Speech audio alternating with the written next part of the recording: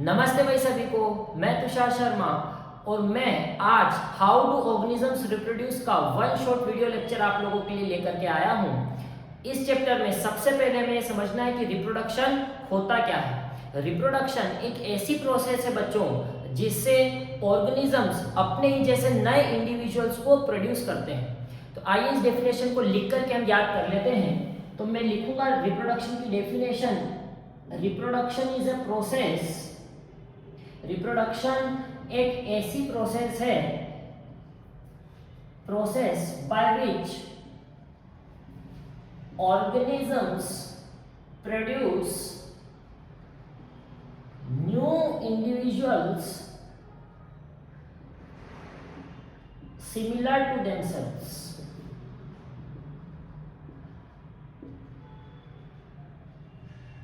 मतलब एक ऐसी प्रोसेस जिसमें ऑर्गेनिजम्स अपने ही जैसे नए इंडिविजुअल्स को प्रोड्यूस करते हैं, उस प्रोसेस को हम रिप्रोडक्शन कहते हैं बच्चों। इसके बाद ये जो रिप्रोडक्शन है ये दो तरीके का हो सकता है। रिप्रोडक्शन दो तरीके का हमें पढ़ना है। पहला होता है असेक्सुअल रिप्रोडक्शन और दूसरा होता है सेक्सुअल रिप्रोडक्शन। सेक्सुअल और असेक्सुअल में डिफरेंस बिटवीन लिखने को आता है कि दोनों में अंतर क्या है। तो ध्यान से सुनिएगा, जो असेक्सुअल रिप्रोडक्शंस होते हैं इसमें गैमेट्स फॉर्म नहीं होते हैं, गैमेट्स नहीं बनते हैं। अब गैमेट क्या है? गैमेट एक ऐसी स्पेशल सेल है बॉडी की जो पूरे ऑर्गेनिजम्स को बनाने की इंफॉर्मेशन रखती है। एक ही गैमेट की एक ही सेल से पूरा नया ऑर्गेनिज्म बन सकता है। ऐसी सेल को बच्चों हम क्या कहते हैं? गैमेट कहते हैं। असेक्सुअल रिप्रोडक्शंस में गैमेट फॉर्मेशन नहीं होता है, नो गैमेट फॉर्मेशन। और जब हम सेक्सुअल रिप्रोडक्शन की बात करते हैं तो इसमें फॉर्मेशन ऑफ गैमेट होता है, गैमेट्स का फॉर्मेशन होता है। दूसरा पॉइंट की अगर हम बात करें, असेक्सुअल रिप्रोडक्शन के लिए सिर्फ एक ही पेरेंट से काम चल सकता है, सिंगल पेरेंट इज रिक्वायर्ड। सिर्फ एक ही पेरेंट हो तो भी असेक्सुअल रिप्रोडक्शन हो सकता है, लेकिन असेक्सुअल रिप्रोडक्शन के लिए टू पेरेंट्स आर रिक्वायर्ड। दो पेरेंट्स की जरूरत होती है, टू पेरेंट्स आर रिक्वायर्ड। ये टू पेरेंट्स इसलिए रिक्वायर्ड है क्योंकि एक मेल पेरेंट मेल गैमेट बनाएगा और फीमेल पेरेंट फीमेल गैमेट बनाने का काम करेगा। तीसरा, असेक्सुअल रिप्रोडक्शन में जो प्रोजेनी होती है, मतलब जो नेक्स्ट जनरेशन होती है, वो सिमिलर होती है अपने पेरेंट्स के। तो मैं लिख सकता हूं कि daughter cells are identical to their parents। और सेक्सुअल रिप्रोडक्शन में फिजिकली या देखने से तो हमें ऐसा लगता है कि इंडिविजुअल्स डिसिमिलर हैं, अलग अलग हैं, लेकिन जेनेटिकली सिमिलर होते हैं। तो मैं सेक्सुअल रिप्रोडक्शन में कह सकता हूं कि जेनेटिकली सिमिलर individuals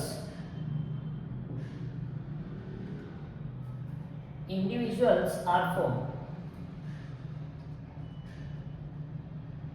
तो ये हमने फटाफट देख लिया सेक्सुअल रिप्रोडक्शन और असेक्सुअल रिप्रोडक्शन में डिफरेंस बिटवीन। इसके बाद हम एक एक करके इन्हें पढ़ने का काम करते हैं। सबसे पहले असेक्सुअल रिप्रोडक्शन को पढ़ते हैं, फिर सेक्सुअल रिप्रोडक्शन के ऊपर हम चलेंगे। सबसे पहले असेक्सुअल रिप्रोडक्शन की बात करते हैं। अब असेक्सुअल रिप्रोडक्शन भी कई तरीके का होता है, हमें एक एक करके सभी टॉपिक्स को पढ़ना है। तो मैं सबसे पहले हेडिंग लगा दूंगा एसेक्सुअल रिप्रोडक्शन। एसेक्सुअल रिप्रोडक्शन कई डिफरेंट टाइप्स का होता है। जैसे पहला पार्ट है बाइनरी फिजन। बाइनरी फिजन को ध्यान से समझिएगा। बाइनरी फिजन में एक पेरेंट सेल से टू डॉटर सेल्स बनती हैं। जैसे कि इसका एग्जांपल है अमीबा।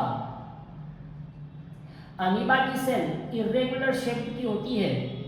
जब ये अमीबा की सेल साइज में बहुत ज्यादा ग्रो कर जाती है बच्चों, और इसका न्यूक्लियस इस अमीबा की सेल को नहीं कंट्रोल कर पाता है, नहीं मैनेज कर पाता है, तब ये अमीबा डिसाइड करता है कि मुझे फिजन करना है। फिजन का मतलब होता है टूटना। ये अपनी सेल को दो पार्ट्स में डिवाइड करता है। इसको डिवाइड करने की प्रोसेस सेम वैसी है जैसे आप इमेजिन कीजिए कि एक च्युइंगम है, च्युइंगम को आप पकड़िए और उसको ऐसे खींचिए तो दो पार्ट्स में च्युइंगम टूट जाएगी। वैसा ही है, देखिए बीच में पतला है और साइड साइड में बड़ा है। ये सेल है और जो बीच में दिख रहा है आपको ये न्यूक्लियस है, बीच वाला ये न्यूक्लियस है। और फिर बाद में थोड़ी देर बाद ये दोनों डॉटर सेल्स अलग अलग हो जाएंगे। इसी प्रोसेस को हम बोलते हैं बच्चों बाइनरी फिजन। इसके बाद बाइनरी फिजन के बाद एक और दूसरी प्रोसेस आती है multiple fission. Multiple fission, multiple fission में क्या होता है, एक पेरेंट सेल से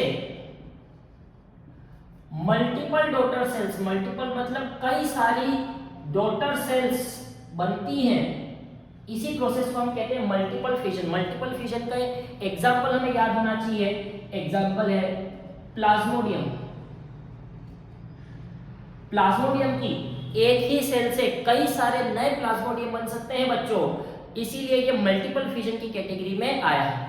असेक्सुअल रिप्रोडक्शन के हर फॉर्म का डिफरेंट फॉर्म्स का हमें एग्जांपल याद होना चाहिए। तीसरा प्रोसेस की बात मैं करूं तो वो है स्पोर फॉर्मेशन, बहुत इंपॉर्टेंट है। थर्ड है हमारा स्पोर फॉर्मेशन। स्पोर फॉर्मेशन को ध्यान से समझिएगा, स्पोर फॉर्मेशन क्या है। स्पोर फॉर्मेशन का एग्जांपल होता है राइजोपस। ये राइजोपस एक फंगस होती है। अब क्या होता है स्पोर फॉर्मेशन में, ध्यान से देखिएगा। मैं सबसे पहले आपके सामने एक फंगस का स्ट्रक्चर बनाता हूं।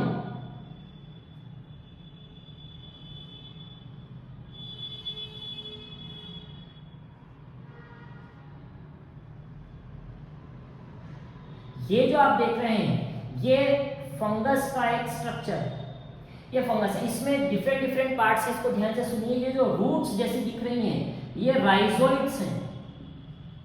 ये जो हमें थ्रेड लाइक स्ट्रक्चर दिख रहे हैं इसे बोलते हैं हाइफे। और ये जो आपको बल्ब लाइक स्ट्रक्चर दिख रहे हैं इसको बोलते हैं स्पोरेंजियम। स्पोरेंजियम, ध्यान से देखिएगा। ये जो स्पोरेंजियम है, इन स्पोरेंजियम के अंदर छोटे छोटे स्पोर्स बनते हैं। इन स्पोरेंजियम के अंदर छोटे छोटे स्पोर्स बन जाते हैं। अब ध्यान से समझिएगा बच्चों, जब इन्हें फेवरेबल कंडीशंस मिलती हैं या आसपास के एनवायरनमेंट में फूड सोइल जब इन्हें मिलता है तो ये स्पोरेंजियम बर्स्ट हो जाते हैं, टूट जाते हैं। जैसे ये स्पोरेंजियम टूटेंगे, स्पोरेंजियम के टूटने से ये जो स्पोर्स इसके अंदर हैं ये स्पोर्स बाहर निकलना शुरू कर देंगे और ये स्पोर जहां भी जाकर के लैंड करेंगे वहीं पर ये जर्मिनेट कर जाएंगे और नए स्पोर का फॉर्मेशन कर देंगे। इसी प्रोसेस को हम बोलते हैं स्पोर फॉर्मेशन। तो स्पोर फॉर्मेशन क्या है, फंगस की हाइफे के ऊपर एक स्पोरेंजियम है और स्पोरेंजियम के अंदर है स्पोर्स। ये स्पोर्स जब बर्स्ट होते हैं, फूटते हैं और बाहर निकलते हैं, ये जहां भी जाकर के गिरते हैं वहीं पे नया फंगस बनाने का काम करते हैं। इसी प्रोसेस को हम बोलते हैं बच्चों स्पोर फॉर्मेशन। इसके बाद फोर्थ पॉइंट की अगर मैं बात करूं तो फोर्थ पॉइंट है आपका बडिंग। बडिंग बहुत कॉमन है, आपने पहले भी पढ़ा होगा। बडिंग में क्या होता है, एक आउटग्रोथ निकलती है। आउटग्रोथ मतलब एक छोटा सा बल्ब लाइक स्ट्रक्चर निकलता है। जैसे कि एग्जाम्पल के लिए मैं हाइड्रा का एग्जाम्पल ले लेता हूं। हाइड्रा, ये हाइड्रा है। जब ये हाइड्रा बड़ा हो जाता है तो इससे छोटा सा आउटग्रोथ निकलता है, एक छोटा सा आउटग्रोथ निकलता है।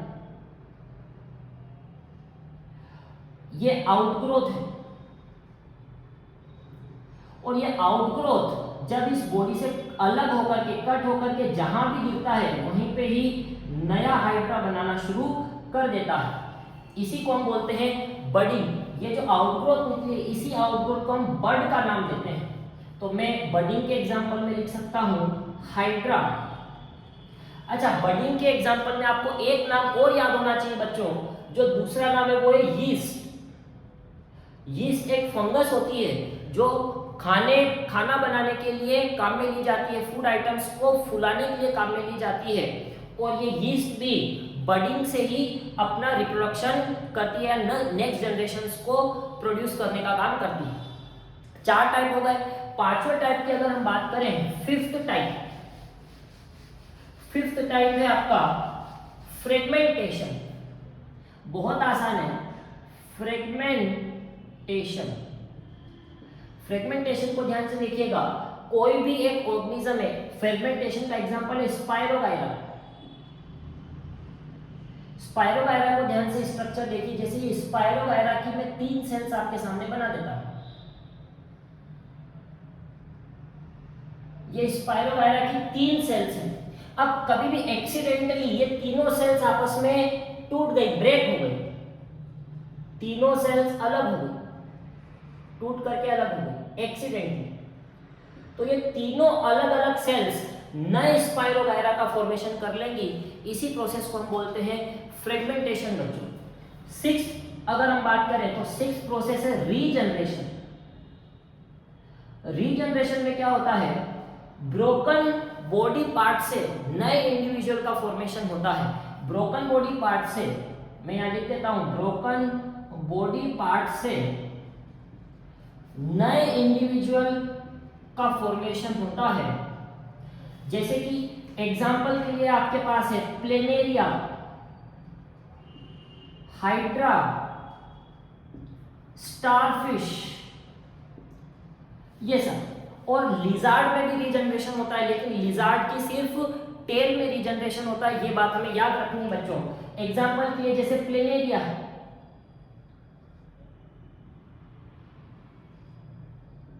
ये प्लेनेरिया। अगर इस प्लेनेरिया को मैं 3 पार्ट्स में कट कर दूं, 1 2 3, तो ये तीनों पार्ट नए प्लेनेरिया का फॉर्मेशन कर लेंगे। नए प्लेनेरिया का फॉर्मेशन ये तीनों पार्ट कर लेंगे कुछ इस तरीके से।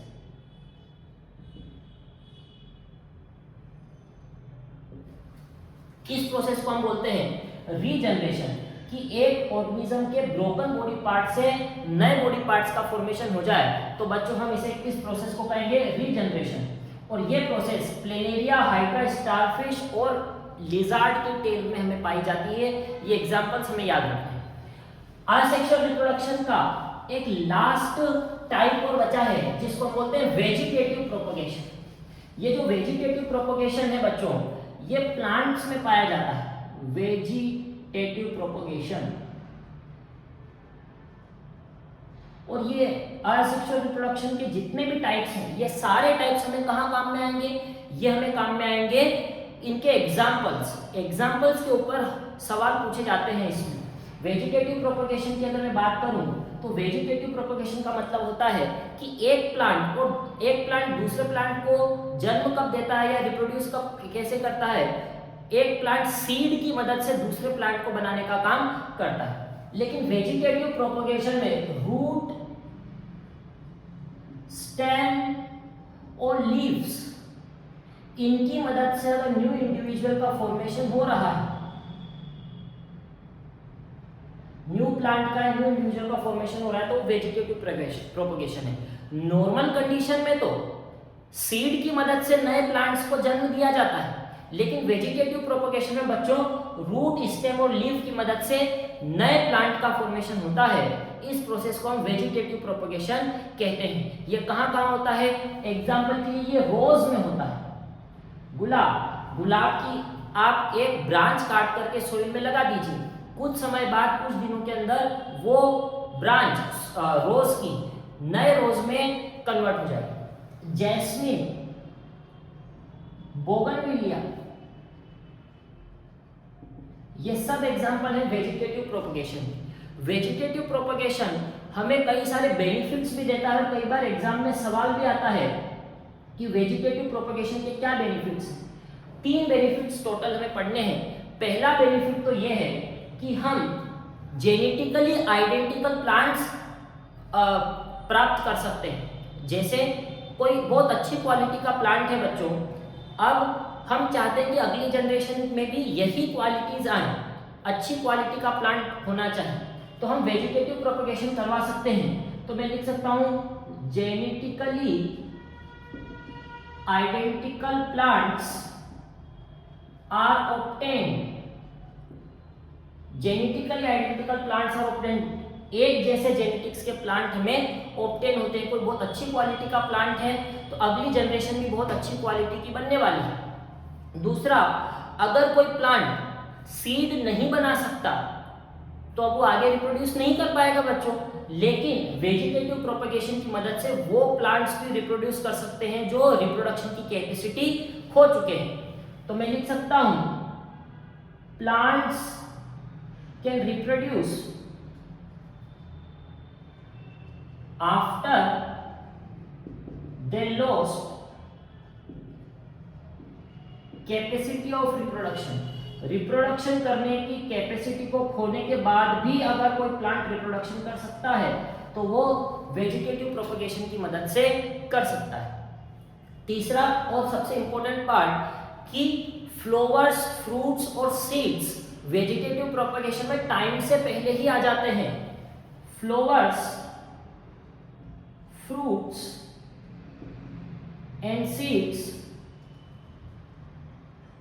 कम बिफोर टाइम, टाइम से पहले ही फ्लावर, फ्रूट्स और सीड्स हमें मिल जाते हैं बच्चों। तो ये हमारे लिए अच्छी बात है, ठीक है। तो इसलिए ये पूछा भी जाता है कई बार एग्जाम में कि वेजिटेटिव प्रोपगेशन के बेनिफिट्स क्या क्या है।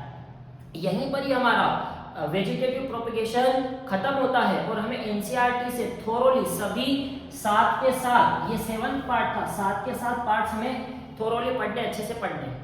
इसके बाद अब हम चलेंगे सीधा सेक्सुअल रिप्रोडक्शन पर। सेक्सुअल रिप्रोडक्शन भी मैं आपको फटाफट से समझा दूंगा। और सेक्सुअल रिप्रोडक्शन में 2 अलग अलग कैटेगरीज में समझाऊंगा, सेक्सुअल रिप्रोडक्शन प्लांट्स में भी और सेक्सुअल रिप्रोडक्शन ह्यूमंस में भी। अब हम हेडिंग लगाएंगे सेक्सुअल रिप्रोडक्शन। सेक्सुअल रिप्रोडक्शन हमें दोनों जगह पढ़ना है। सबसे पहले हम बात कर लेते हैं प्लांट्स की। प्लांट्स में सेक्सुअल रिप्रोडक्शन कहाँ होता है? तो प्लांट्स में सेक्सुअल रिप्रोडक्शन फ्लावर्स में होता है। सबसे पहली बात तो हमें यही याद रखनी है, site of reproduction, site of sexual reproduction in plants. Plants में सेक्सुअल रिप्रोडक्शन की साइट क्या है? फ्लावर। तो मैं यहाँ लिख देता हूँ फ्लावर्स के अंदर सेक्सुअल रिप्रोडक्शन होता है। अब सबसे पहले फ्लावर का डायग्राम आप सभी बच्चों को अच्छे से बनाना आना चाहिए। तो मैं एक रिप्रेजेंटेटिव डायग्राम बना देता हूँ, रफ डायग्राम में आपको बना करके बता देता हूँ। देखिएगा, ये जो मैंने सबसे पहले बनाया है, ये मैंने बनाया है सेपल्स। ये जो आपको दिख रही है ये है प्यारे बच्चों सेपल्स। अब सेपल्स के ऊपर आती है लीव्स।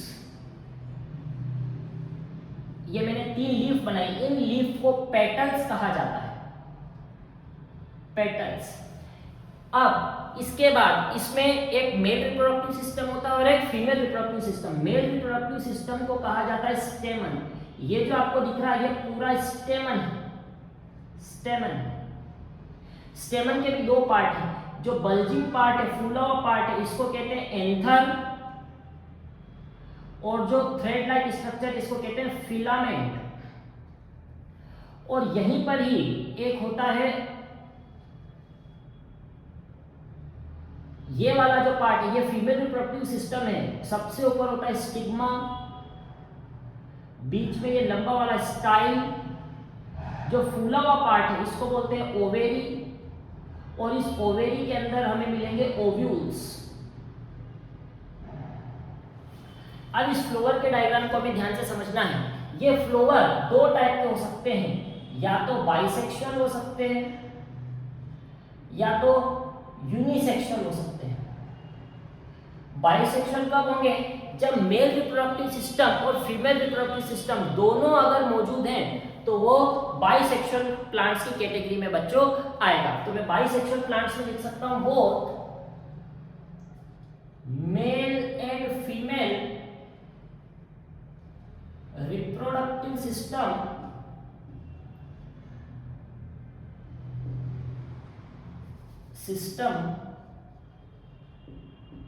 is present